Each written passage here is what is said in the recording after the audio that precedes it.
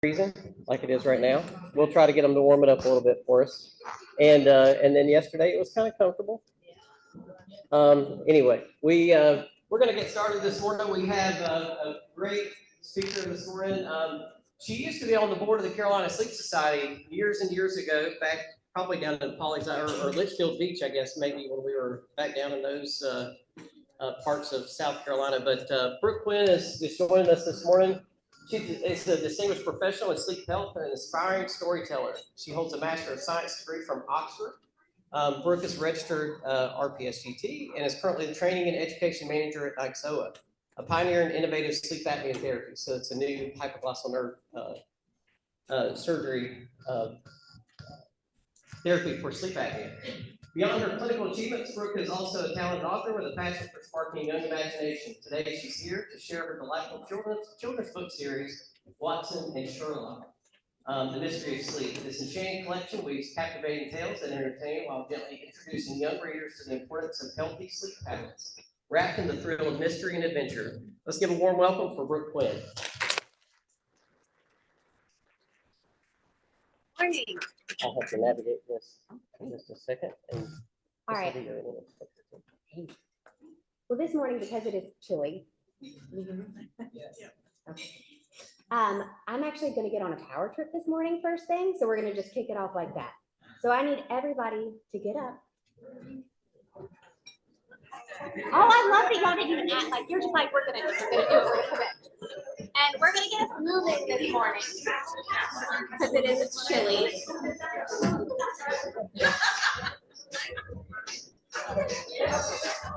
And we're going to shake it off.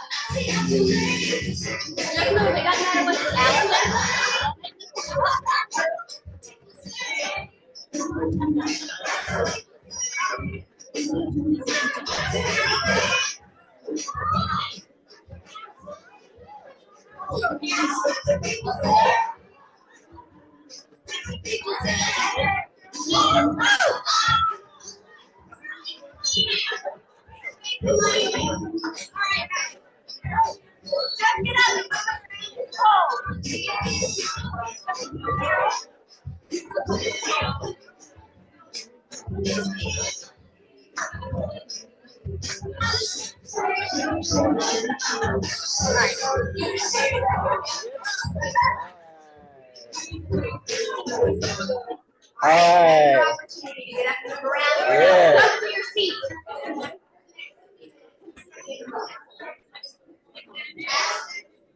We'll talk after this. All right, I think you're up. Just at one time, just to be sure. Yes. Woo-hoo. All right. Thank you guys for entertaining my power trip this morning. It always is a little nerve-wracking when you get up in front of the room. And this morning, knowing that it's cold, knowing that it is the first presentation of the morning, thought I might do a little reverse Uno and kind of put that back on you guys and make everybody get up. So as Robert mentioned, my name is Brooke Quinn. And today I'm really excited because the last few times that I've spoken to the Carolina Sleep Society, it's been, maybe 7 years. It's been a long time. Today's completely different what I'm talking about. Hopefully not to say that my other talks were boring or anything, or any of the other talks were boring. But today I'm talking about something really kind of cool and completely unexpected. I did not ever think that I would be writing children's books of all things. So this is a passion project of mine.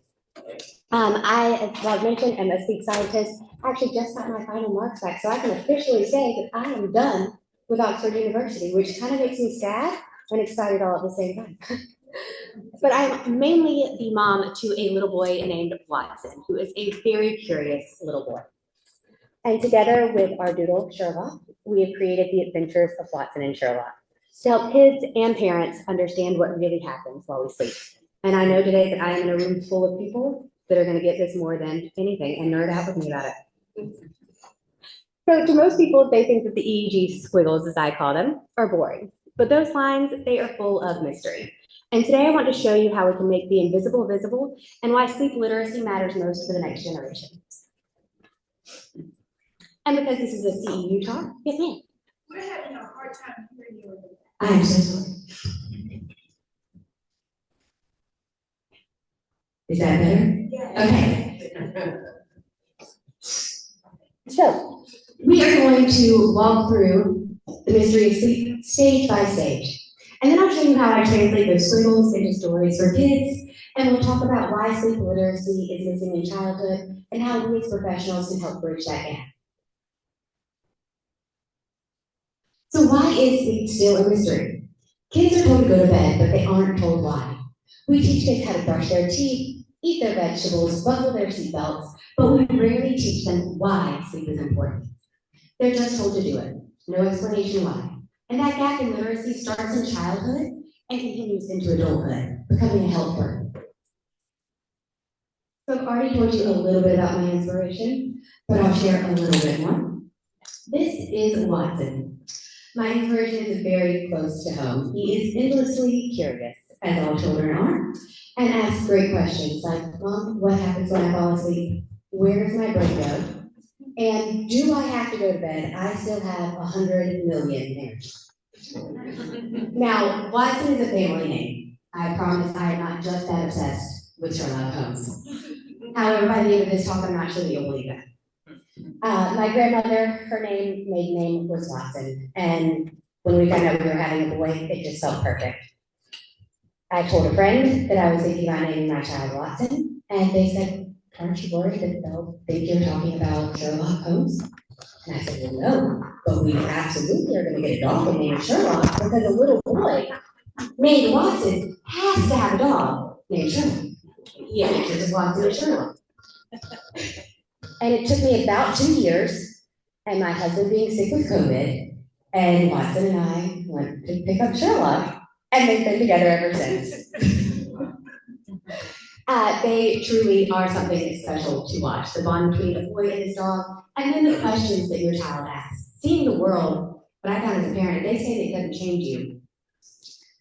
It absolutely does, because you're seeing the questions that they have. You're seeing their perception of the world through this completely pure lens.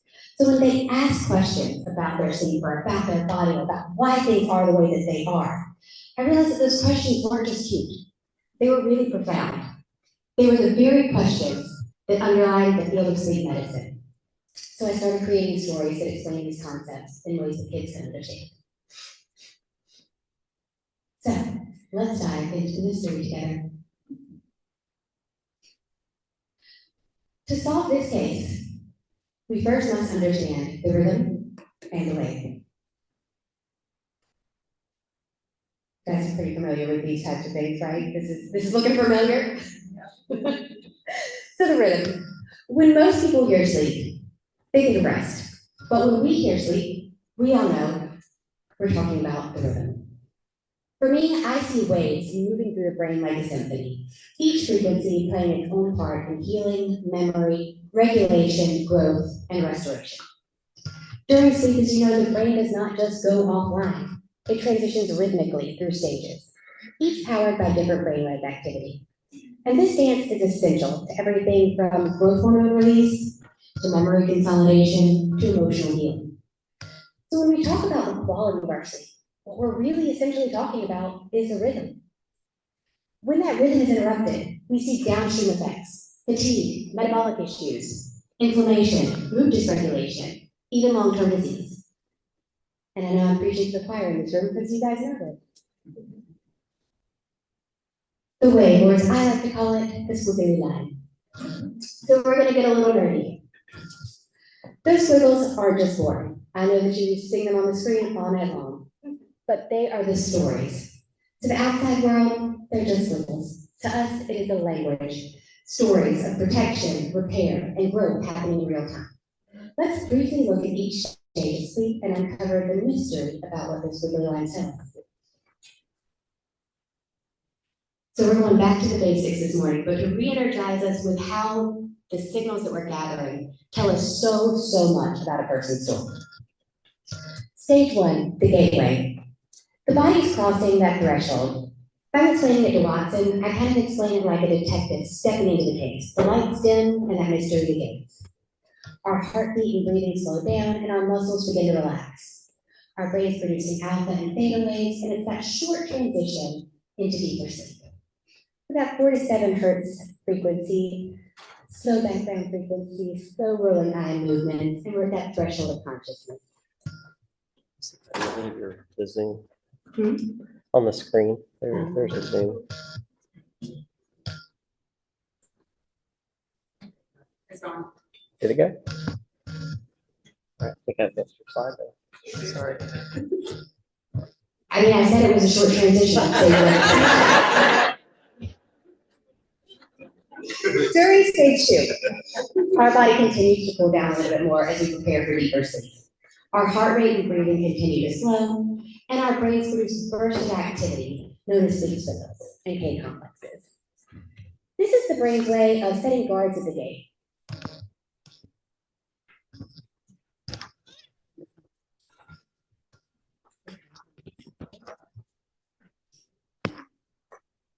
Perfect. Sleep spindles and K complexes. This is the brain's way of setting guards at the gate.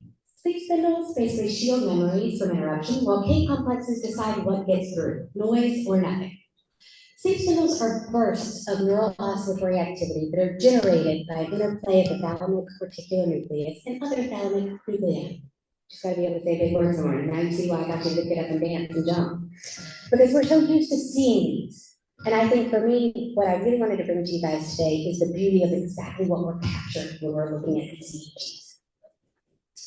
These are essential for memory consolidation and sensory processing.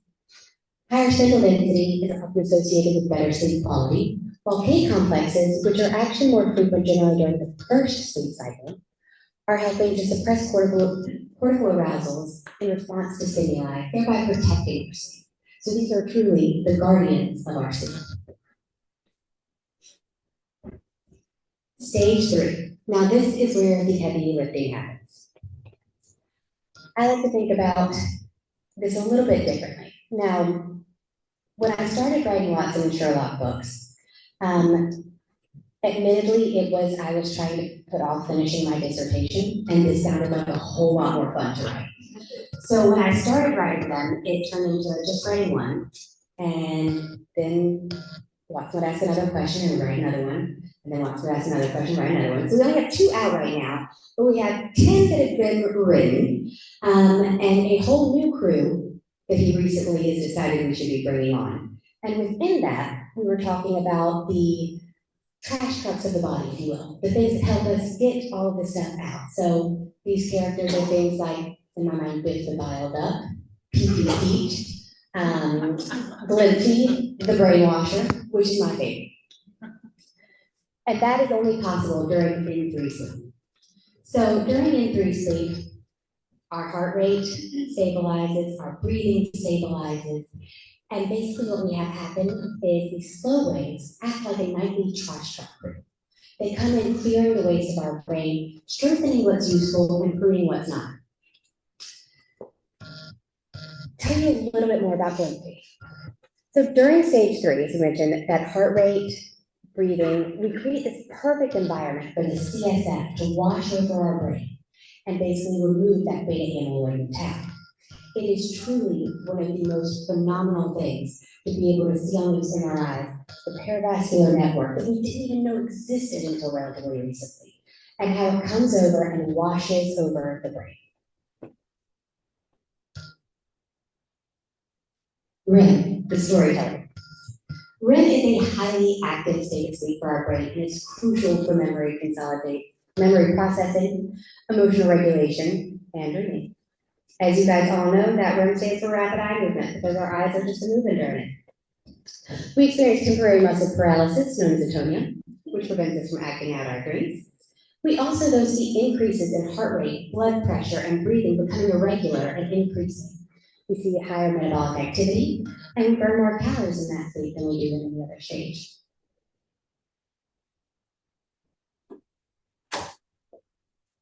So at the core of what I want to do with Watson and Sherlock is make the invisible visible. Help kids feel empowered, that they understand their bodies. This is the core of what I hope to do. Translate what's happening inside of our bodies into simple, powerful stories that kids can understand and parents remember. For us, they're squiggles. They mean something to us. For families, it's quite abstract. In the mystery of sleep, I translated into sleep is active, it helps you grow, it puts your memories away, it cleans house. Simple, but powerful. Kids understand this, and parents help remember. And these are the two that we have so far. So far we've got Watson and Sherlock, the mystery of sleep, and the case of the racing heart. Now, at the back of each book, this is where I go kind of nerdy, because of course, I wanted to answer his stories. I wanted to tell all of the fun things about the mystery of sleep. But I also wanted it to be really impactful. So if someone got their hands on it, I wanted a parent to feel empowered to answer questions. I wanted kids to be excited and engaged. And so at the back of each book, I include what I call case file, with case notes and detective logs. These are the bridge. So we go from storytelling to education to practical takeaways. So within the back of the books, I wasn't planning on having the mic, so I usually talk a lot more with my hands, but that's okay. So in the back of each book, the case file, we'll go over our case. So we've got case 001, which was the mystery of sleep. Our suspect was sleep. Our assigned detectives, Watson and Sherlock. They're definitely going to get overworked. Sleep is like a brain workout. While you sleep, your brain is busy organizing memories, solving problems, and getting ready for the next day. It's like a superhero brain workout. Everyone dreams. Most people dream for about 2 hours each night, even though you might not always remember them. And you grow when you sleep. Your body grows the most when you sleep, which clearly my parents should make me sleep a lot more, because I could have used some extra height. That's when our growth hormones being released, and that helps you grow taller and stronger. And then, of course, we always go to the fun animal facts. So, animals can sleep standing up. Horses and cows can sleep while standing, but they lie down for deeper sleep. Sharks never fully fall asleep. Some sharks need to keep swimming to breathe, while parts of their brain rest, even though they keep moving. Giraffes, I did not know this until I started researching fun animal facts about sleep for this. But did you know that giraffes only sleep for about 30 minutes to 2 hours a day? That is crazy. Bats are sleep champions. Bats sleep up to about 20 hours a day. And dolphins sleep with one eye open. I remember learning that at a conference similar to this many moons ago, and thinking that that was the coolest thing. And just envisioning the dolphin kind of like swimming around in a circle because only half their brain was working at a time. The next part is the detective's log. Now, so we've gone through all the fun stuff, we've made it fun for the kids. Now we want to empower them with the tools to be able to really become health literate in these areas. So these tips for a good night's sleep, these are for the kids and the adults. So setting a bedtime routine. Doing the same thing every night helps tell your brain it's time to wind down. So things like taking a warm bath, reading a calming story, or doing some gentle stretches or breathing exercises. Powering down your screens. Screens trick our brains into staying awake, so powering them down at least 1 hour before bedtime helps your brain produce melatonin, which helps you feel sleepy. And I go into kind of different information to get the parents some more information about the whys behind these things. And then getting fresh air and exercising, so being outside uses energy, helps you fall asleep faster. Physical activity can help kids fall asleep faster and stay asleep longer, and that exposure to natural light during the day also helps support our healthy sleep habits.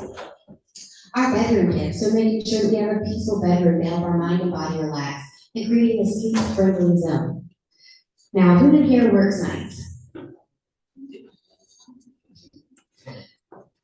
We know more than anyone how important that is, right? Because I don't know about you, but I vividly remember I just kept adding blackout curtains upon blackout curtains.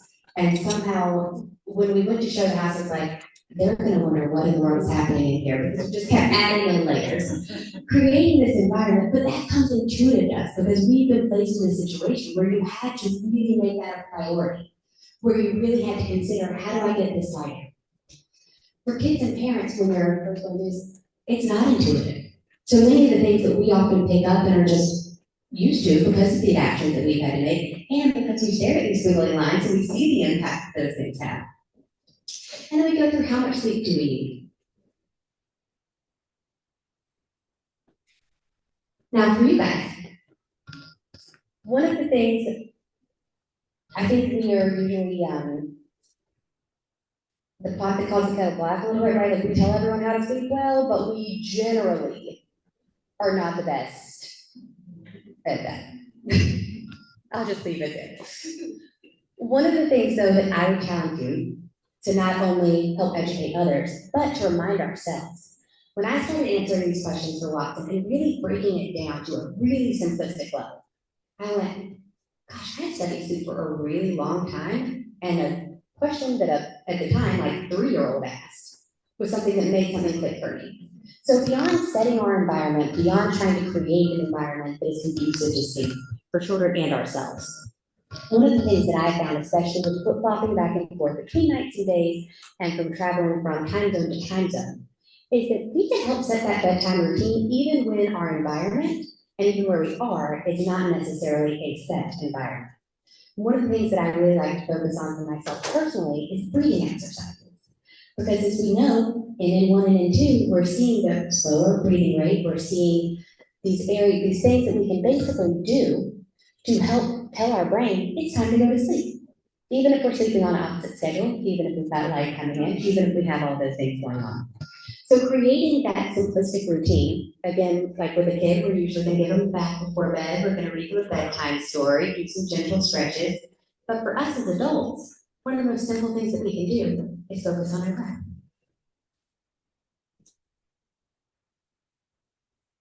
So while I would invite you to apply these tips to ourselves and to others, because I often need that reminder. I had to have that reminder just last night as I was tossing and turning and going, you know this, you know these things, you just need to lay there and breathe. So sleep literacy matters not only for us as adults, but for children. We can set those foundational habits early. Sleep literacy in childhood isn't cute, it's preventative medicine. Kids who understand their bodies grow into adults who value recovery and resist burnout. This changes that long-term picture. So to recap, sleep isn't boring, it's mysterious. Squiggles are stories.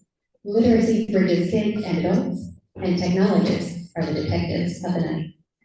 My challenge to you is this. What's one way that you can help bring literacy into your practice? Maybe it's a metaphor, maybe it's a story, maybe it's just a fun fact. But to help sharing a little bit of that mystery, you've already planted a seed. Thank you guys so much for your time this morning and for the work that you do every night. I'd love to hear questions or favorite things.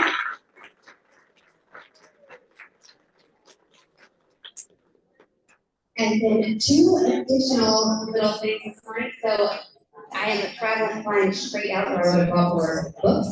But the first QR code takes you to Watson and Sherlock. So both of the books are on Amazon, which you can help share. And the second QR code, you guys are actually some of the first people that are learning about this. This is something that I've been working on separately that is very early right now. Our first focus is adult wellness, so this is Somnoway. But down the road, hopefully this will be expanding into pediatrics, where obviously the literacy and early access is critical. So if you're curious and want to follow along or you can give us feedback as professionals as we go down, please join the waitlist. I'd love to connect with you and collaborate. This project for me, from being a sleep technologist and seeing this from all different sides, this is not about replacing life. This is about trying to actually get the people that need to have access into their sleep, to understand what's happening, funnel into the right areas. So I'm really excited to grow the future of this work together with you all. Thank you so much.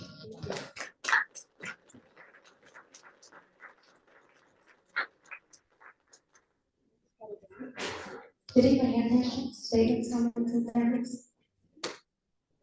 Awesome job. Thank you. Yes, ma'am.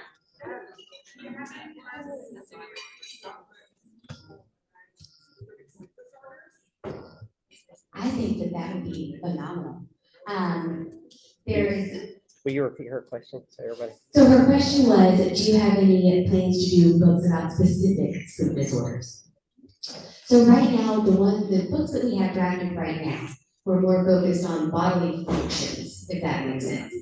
But I actually was just the other day getting pretty disheartened about the fact that for kids and adults with idiopathic hypersomnia or narcolepsy, that you're generally seeing a 10-year gap between the time period that they're going from identification to diagnosis. And generally that's associated with at least 2 to 3 mental health, oh my gosh, my brain went blank, diagnoses before being able to get there. So I think the education in that area is critical. We were actually watching a Smurfs episode the other day where they were talking about sleepy and, you know, how we're lazy, and it just, the things that it did to my heart as I was sitting there watching them. You know, he's not lazy. Yes, not lazy. But I think that's a really great one. I think that is something that I would absolutely love to bridge that gap into. I think that the fun part about Watson and Sherlock is that you can tell the story through a boy and his dog so easily and demonstrate it. So I think that'd be really fun. Yes, ma'am. Mine just tags on what the last question was. What about parasomnias? Because, you know, kids have a lot of parasomnias, whether it's bedwetting, you know, night terrors, things like that. Absolutely. Is there any books in the works for you for that? So I think that you're hitting on something really, really smart. So I need you guys to all band together and find me like a publisher. So it's like, or like a group work, because I think that it would be really neat to not only do books, but I think you could do an educational series where, I mean, these is animated characters and describing that. I mean,